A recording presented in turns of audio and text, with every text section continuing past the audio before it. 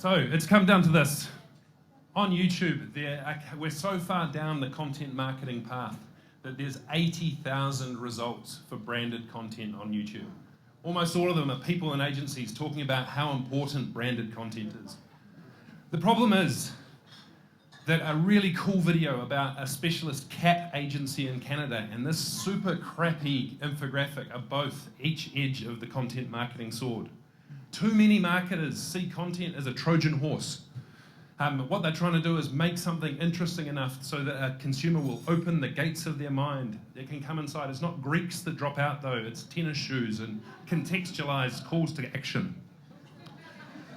I understand why we've got to this place. You know, we're in a time of less attention, more channels, increased focus on a business result, but by making content king, we've rushed into producing a whole lot of really shit content. Where can we look for some advice and where to go? I think, ladies and gentlemen, the 80s, the much maligned decade. Let's go back and see what lessons are to be learned from a decade that we probably don't give enough credit for producing great content. You might think that it was all about big hair and bad fashion, but actually there's a lot that the 80s had in common. The US government was bailing out the motor industry. Anyone with a fantastic headshot like this was due for their 5 minutes of fame. And, you know, cable TV had exploded the number of channels. What we see is content was being produced in front of a live audience, much like tonight. Laughter and applause signs were everywhere, so a dumb audience would know when to laugh. Thank you. There was another added benefit of shooting in front of a live audience as well, though. You get to test whether a writer's lines that are funny in their head actually play out in reality. We do this in client meetings at the moment, and I think branded content's really going to start to work when we actually put the audience in front of the brand.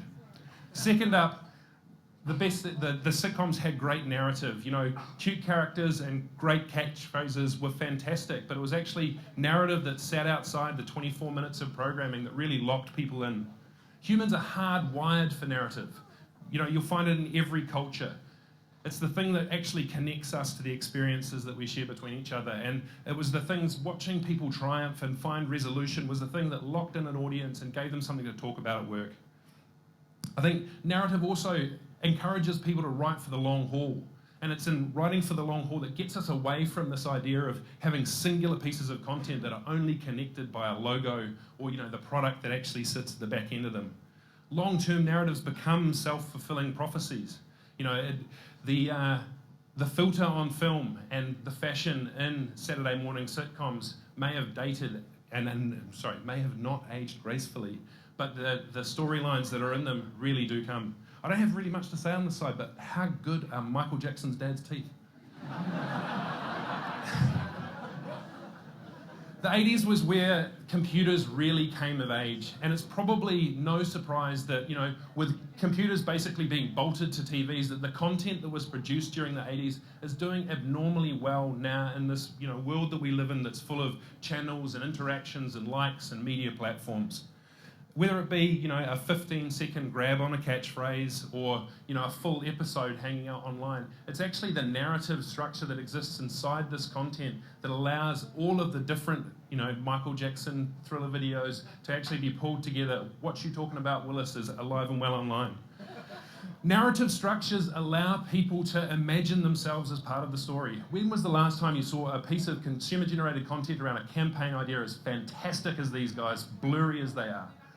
I wish I could get people involved like that. We tend to get really excited about talking about the 4 layers of media: paid, owned, shared, earned. Thank you. What if narrative could actually deliver us a 5th layer? And the emotion that it carries through and connects. What if narrative can actually allow us to, sorry, I've got lost. I've followed Adam into forgetting my lines.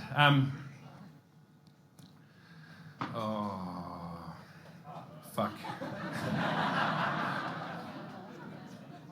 Arnold, stay away, friend. We talk a lot about convergence in media.